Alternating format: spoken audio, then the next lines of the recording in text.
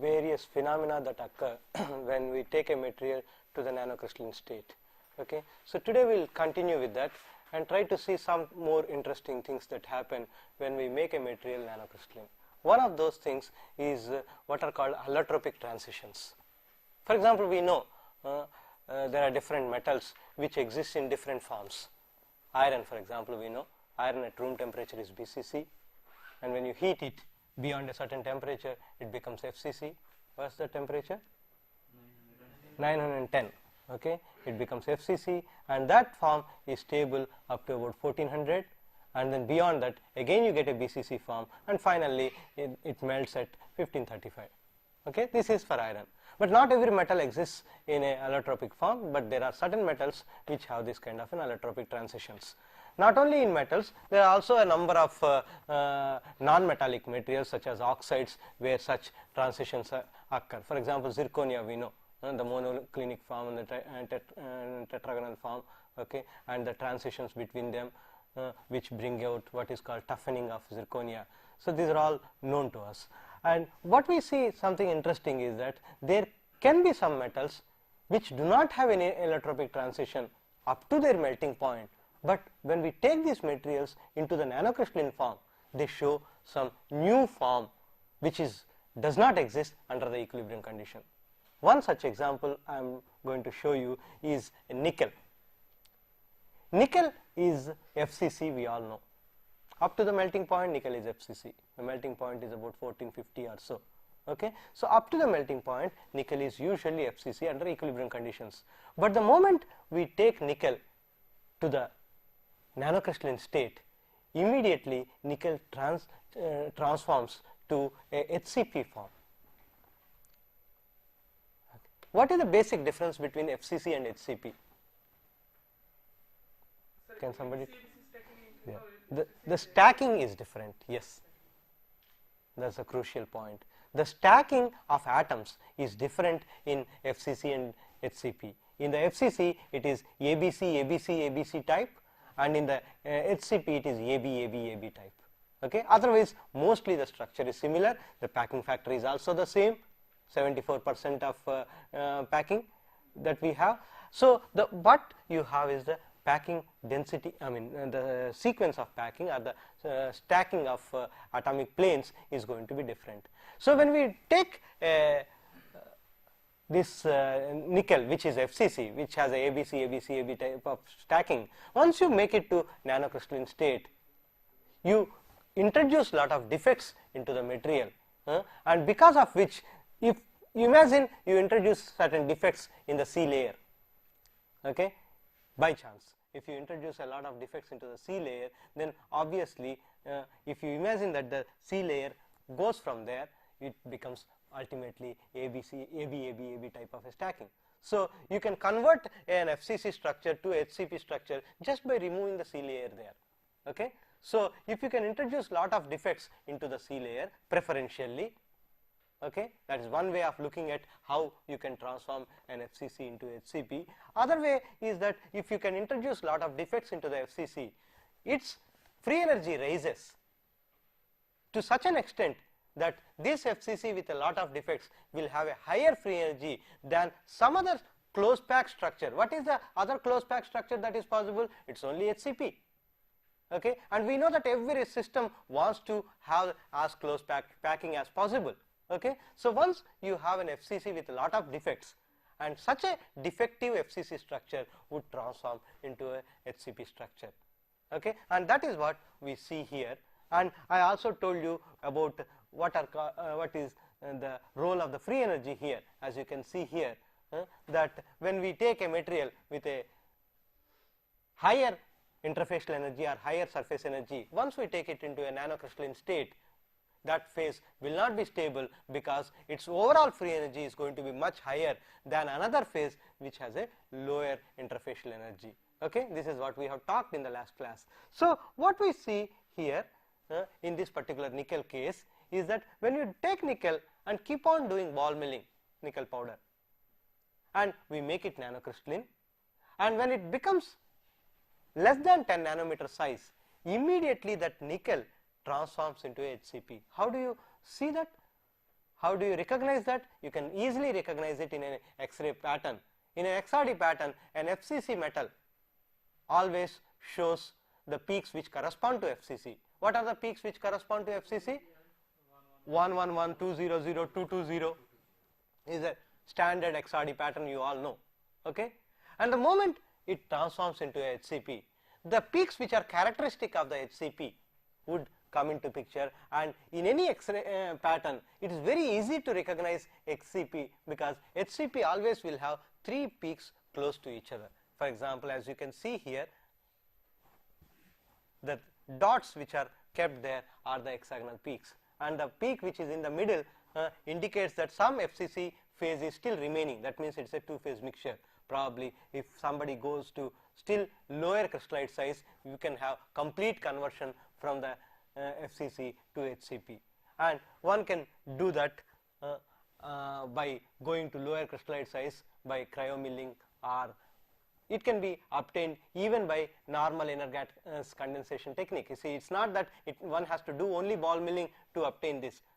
What is important to realize is this is happening only because of the defects, and people have shown also in a number of other systems where people have obtained by gas condensation technique. The moment you go below a certain critical crystallite size, and that critical crystallite size may be different for different systems.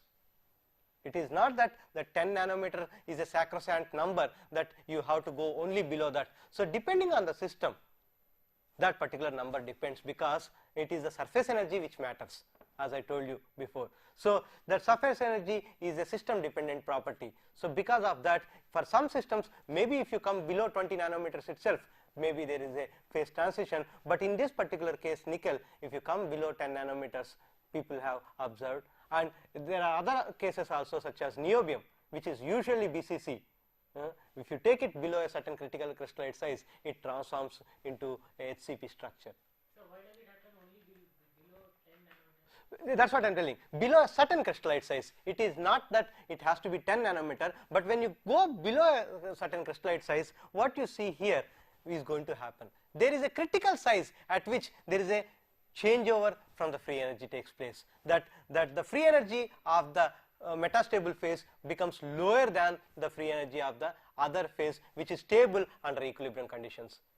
So there is a critical crystallite size below which this free energy becomes lower. It is like our melting point. Okay, we know that below the melting point, solid has a lower free energy than the liquid, whereas above the melting point, liquid has a lower free energy than the solid. Okay, so that particular point is fixed. So similarly here, there is a critical crystallite size below which such a thing happen. And what is interesting is that this, in this particular system, this has not happened in case of pure nickel. Okay, it happened when you add a small amount of silicon to it. This is a particular case where about 5% of silicon has been added. The problem with pure nickel is, pure nickel we all know is a ductile metal. In a ductile metal, when you try to do ball milling, as I explained you before in the last class, that you cannot really make it very fine, a ductile metal, unless you go to very low temperatures, which is called cryomilling. So if you go to cryomilling, then definitely it is possible to go to such a low crystallite size. Otherwise, usually nickel, you cannot go below 20 nanometers. It's very difficult to go below around 20 nanometers.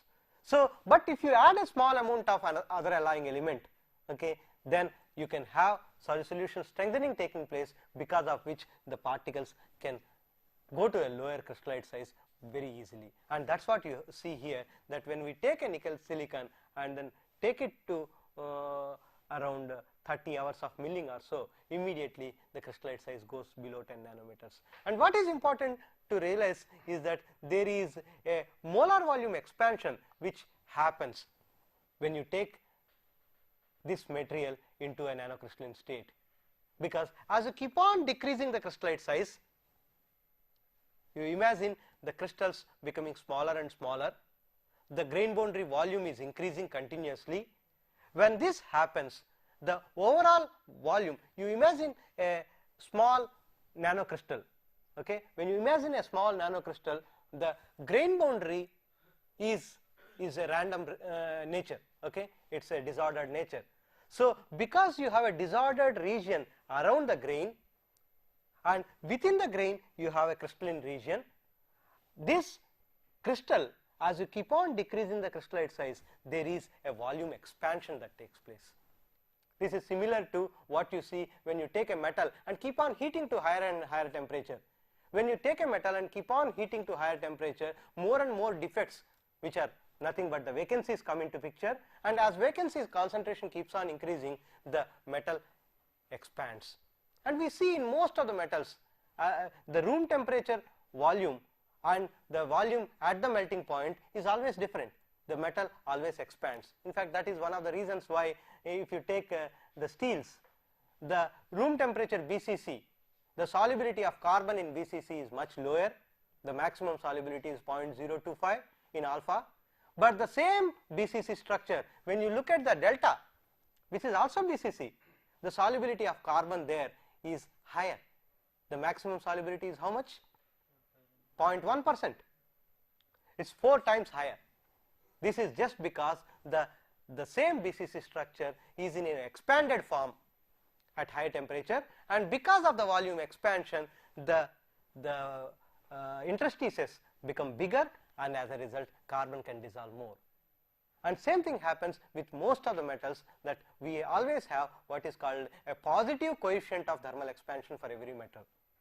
Most of the metals expand as you keep on increasing the temperature, and this is exactly because there are defects which are introduced, and we know the vacancy concentration is a function of temperature. For example, we have talked about it before, and concentration of vacancies can be written as C naught into exponential minus Q by RT. We all know this. Similarly, this we are doing it as a function of temperature. Here we are not doing anything with temperature. What we are just doing is reducing the crystallite size. As we are reducing the crystallite size, we are introducing more and more defects into the system, and because of which there is a molar volume expansion. And that expansion can be of the order of around 5.8 to 6%. Okay? So when you take the crystal from the normal bulk state to around 10 nanometers, if you can take, nickel can expand almost by about 6%. Okay? This is just by making the grains smaller and smaller. Equivalent to, in fact, if you carefully see, the amount of volume expansion that you see when you take a metal up to its melting point is usually of that order. And in fact, whenever you take a metal liquid which solidifies, during solidification there is always a shrinkage, isn't it? That is because when a solid transforms to a liquid, excepting a few solids such as ice, there is a volume expansion, because liquid occupies more volume than the solid. Why? Because it is more defective structure. Okay? So liquid occupies always a higher volume, and that volume difference is usually of the order of around 6%. So that's why whenever in a foundry, people, when they try to make castings, they always consider this shrinkage, that 6% shrinkage, and we add extra metal in the form of risers to take care of that 6% volume contraction that takes place. So you need to provide extra liquid so that you can take care of that shrinkage cavity. So that is exactly because the volume of the liquid is higher than that of the solid, which is basically coming because of the large volume expansion that occurs when a solid transforms to a liquid. Similarly, when a solid is heated from room temperature up to its melting point, there is always an expansion. And this is what you see here. What you see is that as you keep on decreasing the crystallite size below a certain crystallite size around 20 nanometers or so, there is a sudden rise in the molar volume to a large extent, and almost you reach around 6% expansion. If you compare from the lower level 6.6, it is going up to 6.95, which is almost about 6% of volume expansion.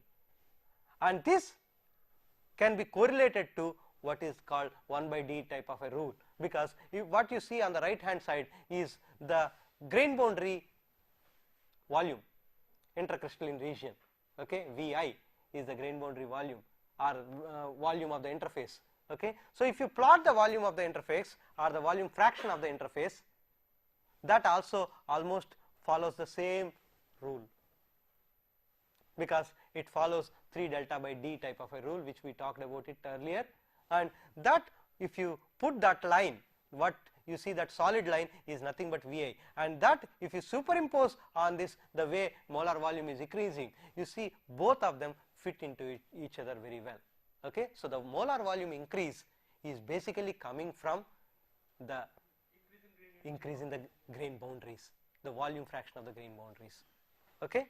And this results in what is called a decrease in the shear modulus. Whenever volume is expanding, it means the shear modulus is decreasing.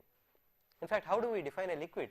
A liquid is one whose shear modulus is 0, isn't it? That is how we define a liquid. In fact, there is mechanical definition of melting point, people call it.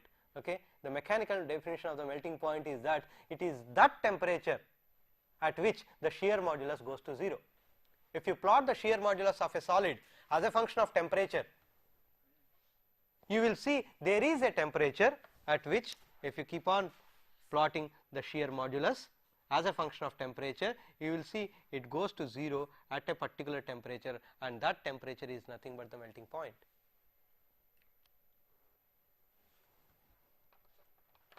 And that melting point is very close to our thermodynamic melting point, where we say the free energy difference between the solid and liquid is 0. Okay. These are very close to each other. Okay. And many people, particularly physicists, are more worried about this kind of mechanical instability, they call it. That means a solid, how do we define a solid? Solid is something rigid, that is a solid. Okay. And as I keep on heating the that solid, it loses its rigidity. Okay. To such an extent that at a particular point it can just flow like a liquid, where its shear modulus goes to 0, and that is that temperature where we call it as a melting point. So, if you plot this molar volume, convert that molar volume into shear modulus, there are formulae available which is called equation of state, and if one can use that kind of formulae and then calculate the shear modulus as a function of molar volume expansion, we see that the shear modulus continuously decreases as a function of the expansion, molar volume expansion. As we keep on increasing the molar volume, the shear modulus keeps on decreasing, and what you see finally, when you reach about 14% of volume expansion, then the shear modulus goes to 0, and that is the melting point. And here, because we have not yet gone up to that stage, we say there is what is called a defect induced amorphization. Okay. Becoming a liquid is equivalent to calling it as an amorphous. Okay. Liquid and amorphous are always considered to be having the same crystal structure, isn't it? So, here people also explain this in terms of the FCC crystal. As we keep on putting more and more defects, its molar volume expands, and at a particular point it cannot remain as an FCC crystal, and it immediately melts and becomes amorphous, and from that amorphous the HCP phase comes out. Okay. Because HCP phase is also one of the closest packed system. Okay. Among all the crystal structures that are available, HCP and FCC are the most closest packed.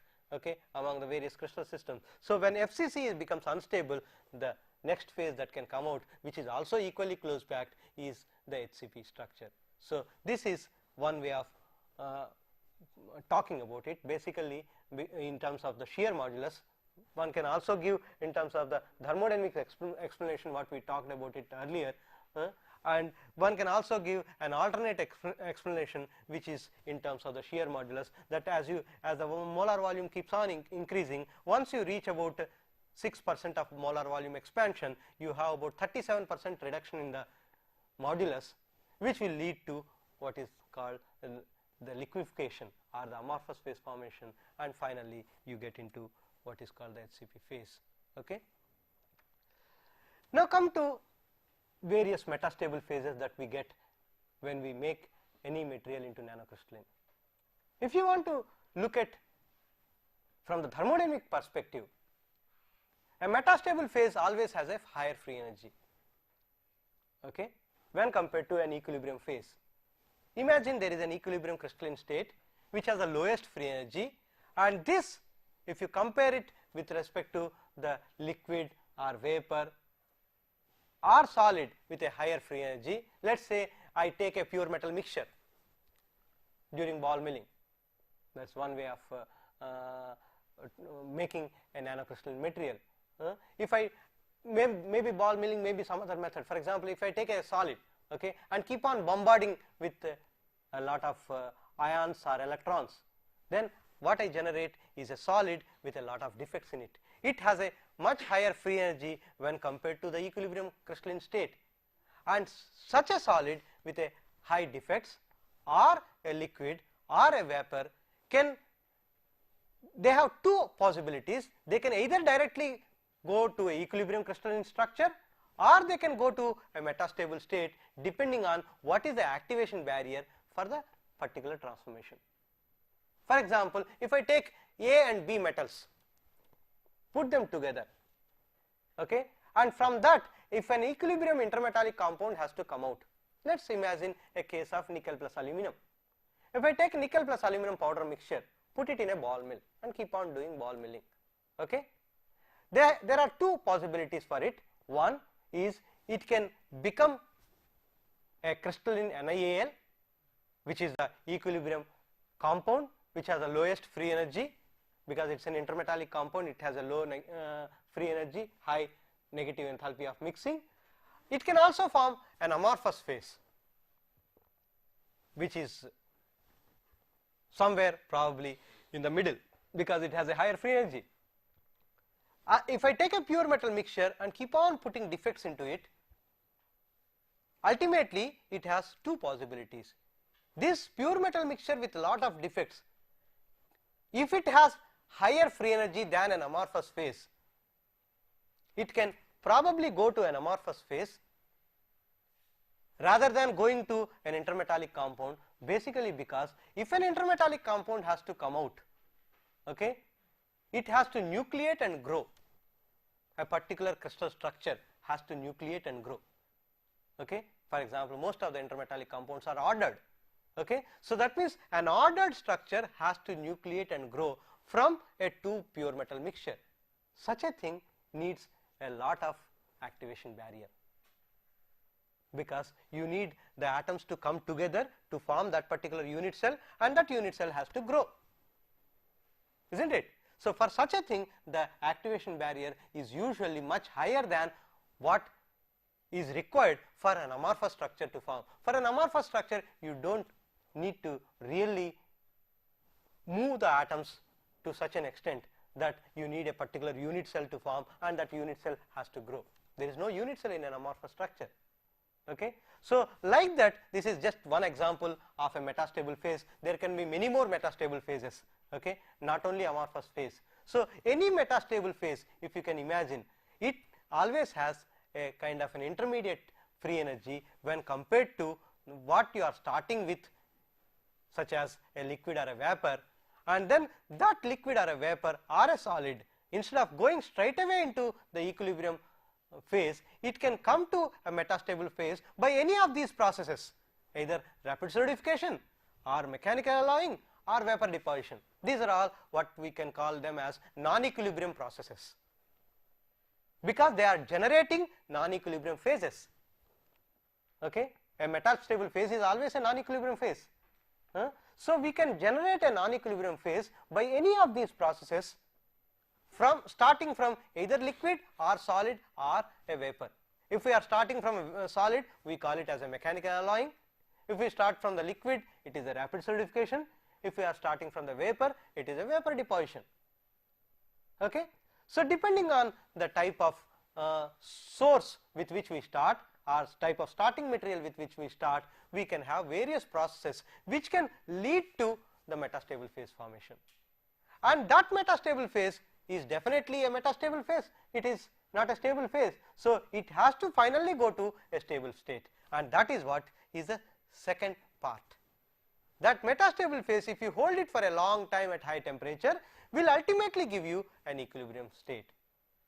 But how fast it will give you an equilibrium state depends on what is the activation barrier for this metastable state to transform to an equilibrium state. This is similar to what we say here. Okay. If you start from the solid or the liquid or the vapor, you come to a metastable state whose activation barrier is this, and from the metastable state you come back to the stable state with another activation barrier.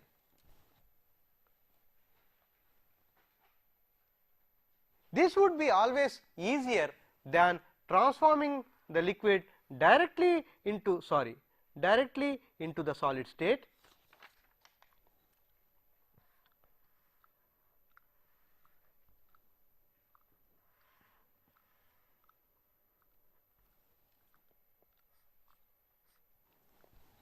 If you think of the solid, liquid or vapor, okay, coming only directly to the solid state, the activation barrier usually would be much higher than what it is required when it transforms to a metastable state, and from the metastable state you get into a stable state. This is what is called, you usually hear this when we are talking of edge hardening. Okay, supersaturated solid solution of alpha does not directly go to theta, but goes in a number of steps, GP zones, theta double prime, theta prime, and finally to theta. This is what people call it as Ostwald step rule. So generally that summation is equal to the total activity? Need not be, need not be, need not be. Okay, it depends on the actual process, but it could be in some cases, but it need not be exactly, because it all depends on what are the actual kinetic process that are involved. Okay, if it is a diffusion control, if both are diffusion controlled, then the summation would be equal. If one is a diffusion controlled, if another is a interface controlled, okay, then the situation will be different. Okay, so it all depends on the type of process. So what you see basically is that if one can go from the metastable state to the equilibrium state with another activation barrier, and but if this activation barrier is larger, the metastable state will stay for a long time, like what we see cementite. We see that cementite is stable more or less, though we know it is a metastable phase, but for all practical purposes we see cementite almost like a stable phase. Okay, so that is the typical nature of the phase transformation.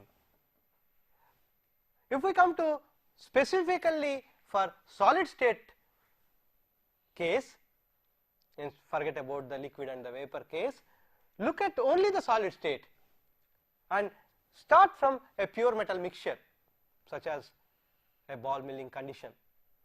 If I start from a pure metal mixture, I can get either intermetallic compound from the pure metal mixture or an amorphous phase, depending on two conditions. There are two criteria. What are these two criteria? One is that free energy criterion, is that the free energy of the amorphous phase should be lower than the free energy of the pure metal mixture. Okay, if I say take pure A and pure B and look at the free energy of the two metals G of A and G of B, the free energy of the amorphous phase, okay, if I take a line joining these 2 points. At any particular point, the free energy of the mixture is given by the point on the straight line. This we know from our thermodynamics. So, if I draw the free energy curve for the amorphous phase, if the amorphous phase has such a free energy curve, so that there is a driving force, then only the amorphous phase will form. But if the amorphous phase has a free energy like this, such that the amorphous phase having that particular composition has a much higher free energy than this phase, pure metal mixture, then you will not have an amorphous phase formation.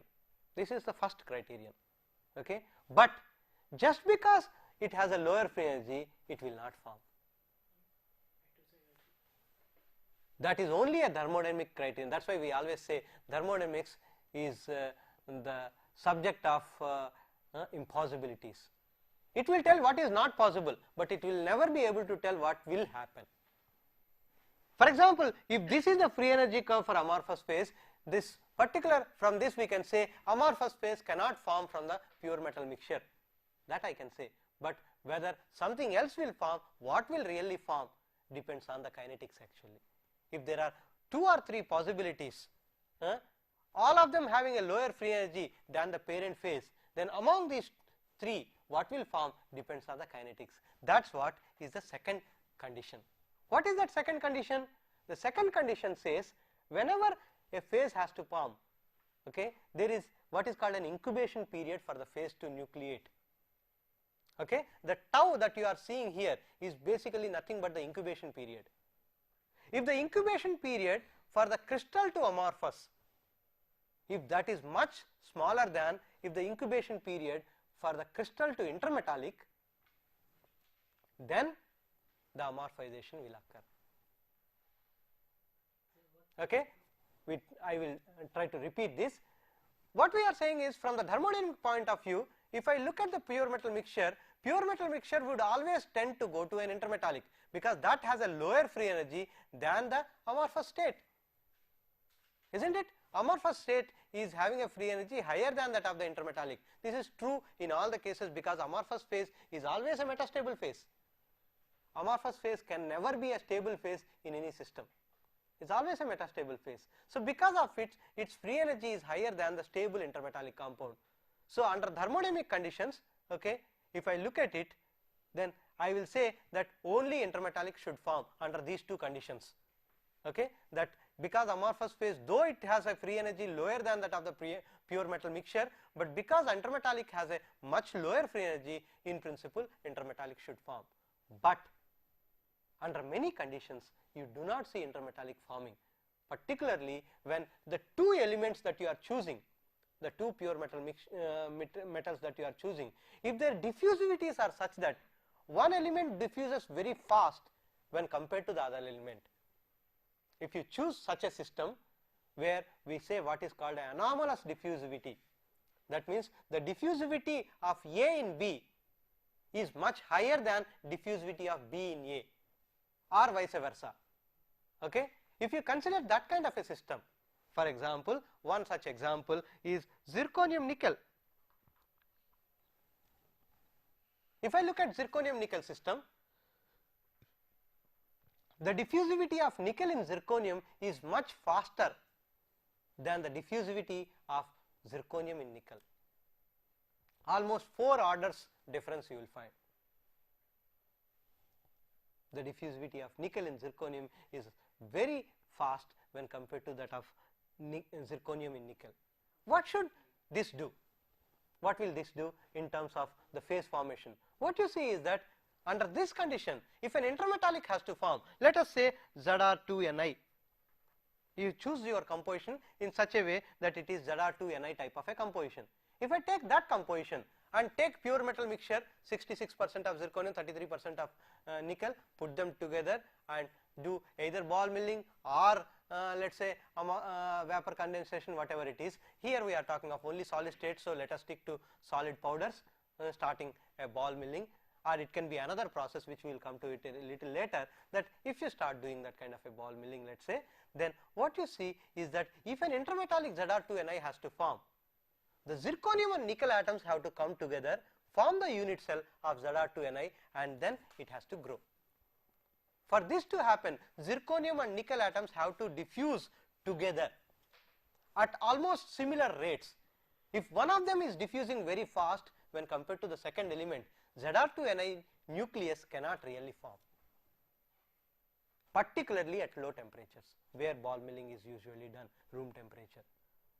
At such low temperatures, such as room temperature, zirconium is very highly melting metal, it cannot diffuse as fast at that low temperature, whereas nickel has a lower melting point, it can diffuse much more easily. So because of such a situation, then you will see that both of them cannot come together to form a unit cell, but for an amorphous phase to form, it is much more easier because it does not have any unit cell. So that is why the activation barrier for the amorphous phase to form will be lower, or in other words, the incubation period for the amorphous phase to form will be lower than the incubation period for the intermetallic to form. That is why you see this happening. People have seen this very interestingly in what is called multilayers also. For example, if I take a multilayer of zirconium, nickel, zirconium deposited by, let us say, vapor deposition, thin films, you all know about thin films. So let us say I deposit on some substrate a zirconium thin film, on that I deposit nickel thin film, again zirconium, and I take this kind of a couple, put it in a furnace at low temperature such that around 300 degrees centigrade or so. What we see interestingly is that at the interface between zirconium and nickel, at this interface, you will see an amorphous phase forming. How did people do this? What they did is that after these are deposited, they have sectioned it the way I showed you before and put it in a TEM where you have a heating facility possible, okay, and in situ heat that sample and keep on observing what is going to happen to the interface, and you will see at that interface an amorphous phase will nucleate and start growing. And how do you know that it is amorphous phase? Simply you can find out by taking a diffraction pattern from that region, whereas the zirconium and nickel will be crystalline, and that particular region where the amorphous phase has nucleated, you will see it as amorphous. Zr2Ni will not nucleate, or any other intermetallic will not nucleate. It is the amorphous phase that will nucleate. Okay?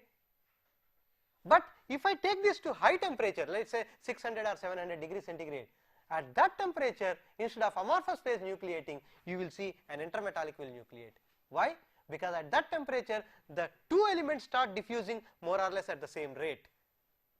The diffusivity of both elements will come closer to each other at high temperatures, and once that happens, the nucleation of an intermetallic compound becomes very easy. Okay? So people have shown in a very simple experiment, by just changing the temperature, that at low temperatures you get an amorphous phase and at high temperatures you do not get it. Okay?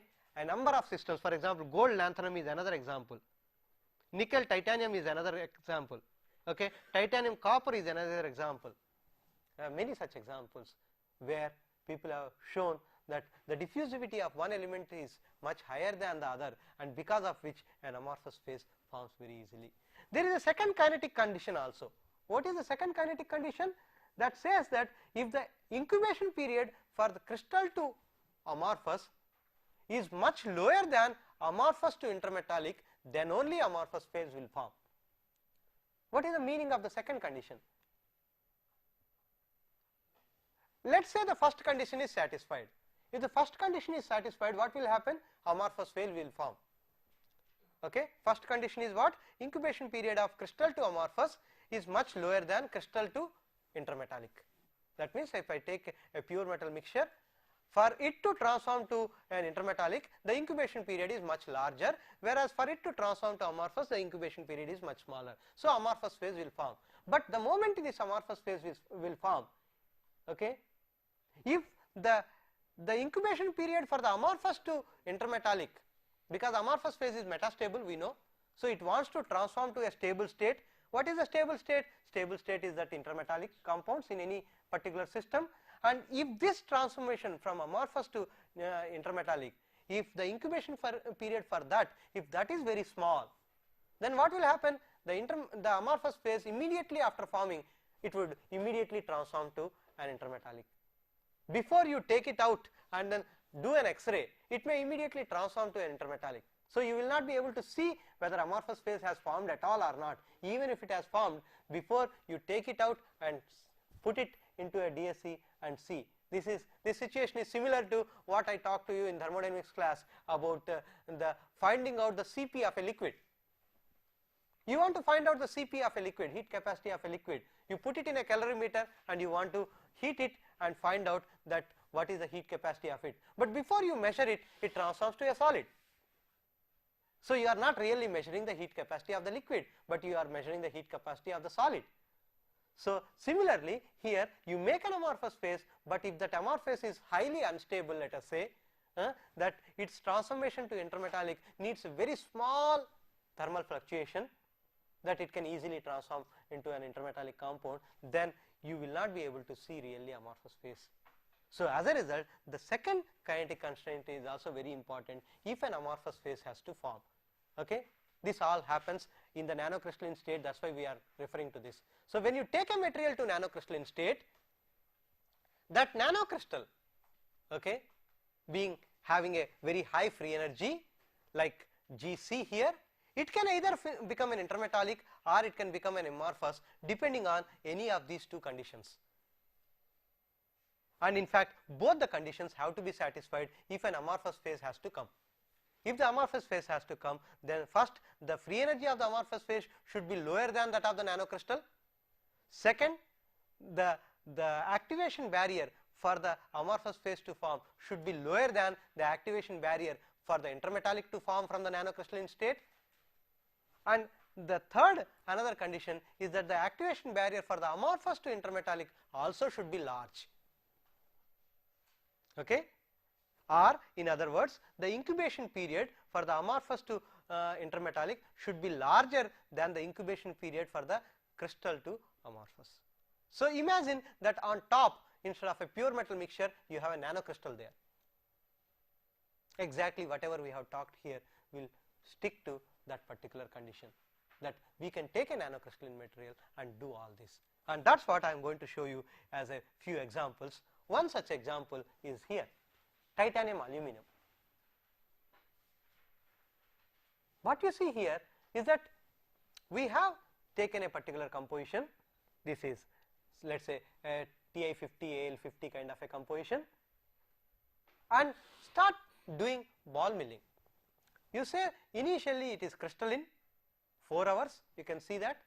You come to 8 hours, there are more and more defects come into picture. From the diffraction pattern you can clearly see, and then come to 16 hours, you see there is lot of rings forming. What is the meaning of rings forming? That means they are becoming finer and finer, nanocrystalline. Okay? Nanocrystals always show as rings in any SAD pattern. Okay? In a selected area diffraction pattern in any TEM, you will always see rings which correspond to nanocrystal. Okay? And the thickness of that ring is similar to the breadth in any X-ray peak. Okay? And so the thickness of the ring is an indirect evidence for the nanocrystalline nature. Okay? And one can calculate the actual crystallite size from that thickness, or in an X-ray from the peak broadening we can calculate the crystallite size. We know the Scherrer formula. Okay? So similarly here it gives you an idea that they are becoming nanocrystalline, and finally it becomes amorphous.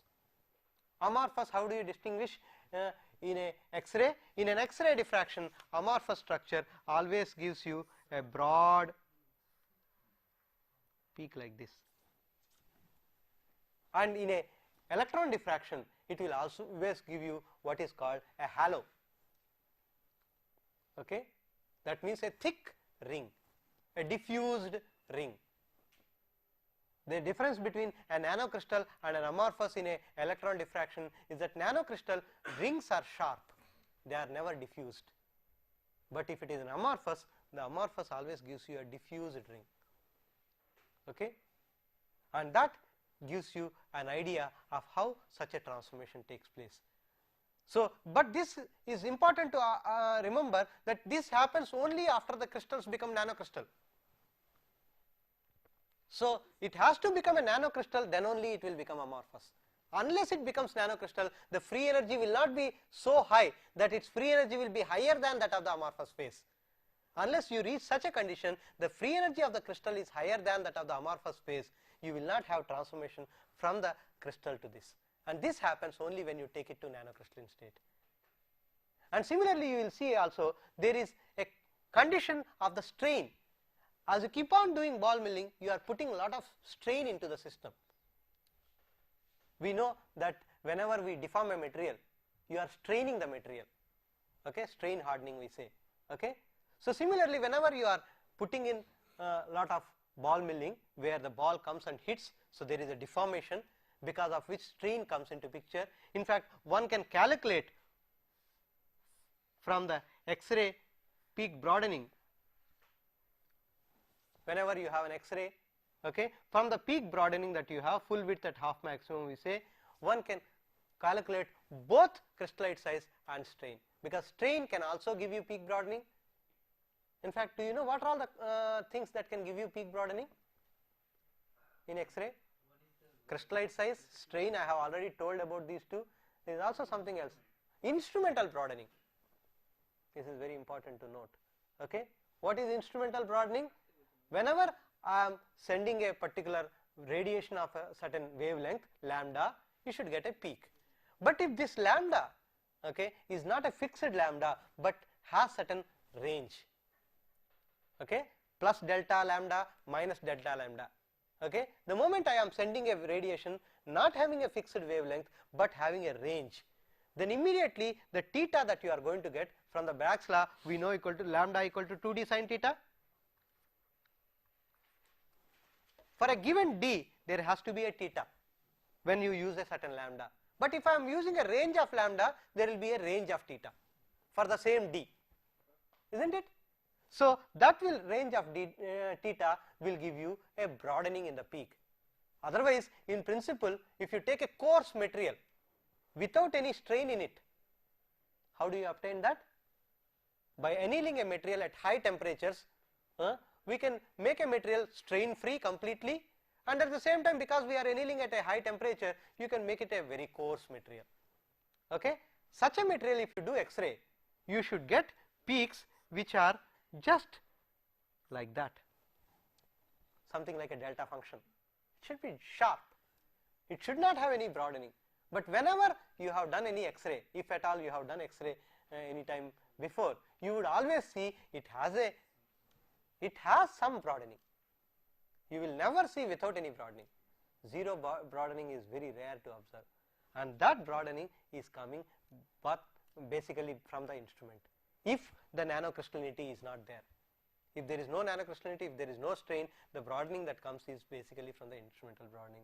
And if we can measure that, that can be deducted from the actual broadening that you are observing in a nanocrystalline material, and whatever is the difference that you are finding, that can be attributed to the nanocrystalline nature, and one can calculate using the Scharer formula, which is nothing but d crystallite size or grain size is equal to 0.9 lambda by beta cos theta. This formula all of you know, okay. And there is also a way to calculate the crystallite size, I mean the strain, which I will talk to you when we talk about mechanical alloying to produce nanocrystalline materials, or we can take it up even right now. Basically, there are ways to separate these two contributions, okay. How to separate strain and crystallite size? There are certain ways to separate these two. One way is what is called, if you calculate what the delta k versus k, plot it. What is delta k? Okay, delta k is nothing but the wave number, okay. Wave number is lambda by 2 pi, and lambda equal to 2d sin theta. Okay, sorry, wave number equal to d by 2 pi. Let me tell you that d by 2 pi. Okay, and so lambda equal to 2d sin theta, and so d is nothing but lambda by 2 sin theta. So if you put that, you will see that k is equal to lambda by 4 pi sin theta. Okay. If you plot this, which is called the wave number, with respect to the delta k is nothing but d. If you do dk by d theta, that means differentiate k with respect to theta, what you get is delta k. Yes. So this delta k versus k, if you plot for a number of peaks in X-ray diffraction, when you do X-ray diffraction intensity versus theta, you get a number of peaks. For each peak, calculate the peak broadening. Let's say you get peaks like this,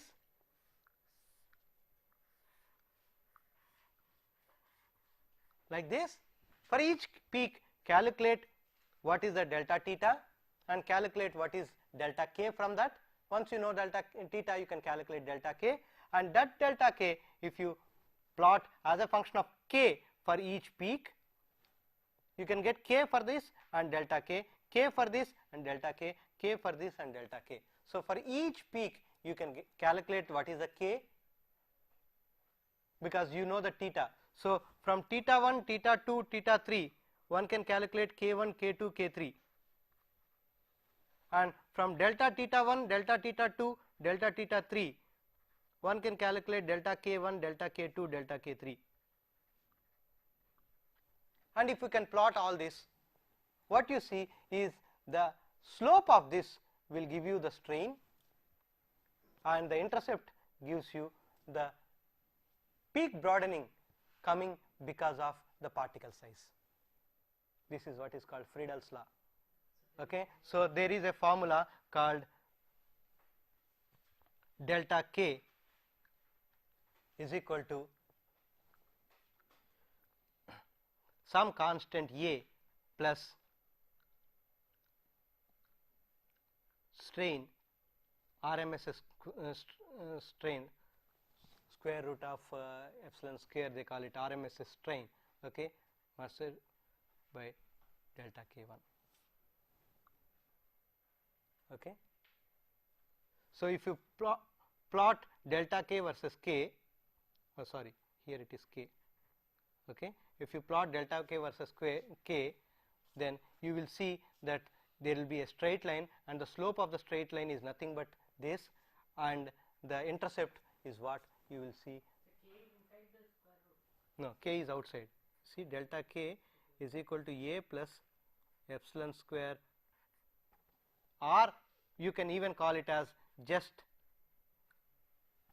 epsilon, okay, k, which is nothing but the strain, and k is nothing but the wave vector. So one can do this kind of a thing. There are also other methods. Whenever we come across ball milling, we will talk about this more. That is what is called RMS square, RMS strain. Okay, so RMS strain, if basically because you have strain in all the three directions x, y, z, so that's why we call root mean square strain. So root mean square strain one can calculate, because this is the, because we are not talking of the strain in any particular direction. We are talking of the bulk strain inside the material. So that is always called the RMS strain. So that's why here you are plotting the RMS strain. So if you calculate that RMS strain, you will see that RMS strain reaches a particular maximum, and immediately after it reaches a maximum, there is an amorphization. So once the strain reaches a critical value, immediately there is an amorphization. You will see that a little later also. This is shown in two different compositions, and I will show you in another system also a similar thing happening, that once you reach a critical strain, you will see amorphization taking place. This is also, for example, here this is a titanium copper and titanium nickel case. So as you keep on increasing the solubility of titanium in copper, or nickel, you will see the strain keeps on increasing, but the moment the strain reaches a critical value, immediately it becomes amorphous. Okay, that whether it is titanium copper or titanium nickel, irrespective of what system that we are choosing, and I have shown you earlier titanium aluminum case, that in both the cases the strain at which the amorphization occurs is always the same, about 2.5%. So when you reach around 2.5% of strain inside the material, then immediately the crystal with this much strain becomes unstable, and immediately it will transform to a amorphous phase. And this happens in all the cases, and one can do it in a number of ternary systems also. This is one such ternary system, titanium nickel copper, where you take different compositions and show that some compositions are completely amorphous and some are completely crystalline and some are a mixture of amorphous plus crystalline, and one can do thermodynamics and calculate what is called glass forming composition range. That means what composition range in which you can get a glass, and compare it with what you get experimentally, and one can show that this is feasible. How do you know what is a glass forming composition range? What we do is that take a free energy composition diagram, G versus composition XB, and plot the free energy of alpha, free energy of beta, and free energy of the amorphous phase. If I do this particular composition range is what is called the GFR. That means the composition range between the two T naughts. One is the T naught with the alpha, another is the T naught with the beta. So that composition range is the GFR. Why? Because within that composition range, free energy of the amorphous phase is always the lower. Okay, so that's why we use that as the GFR. We'll stop here and then start next class.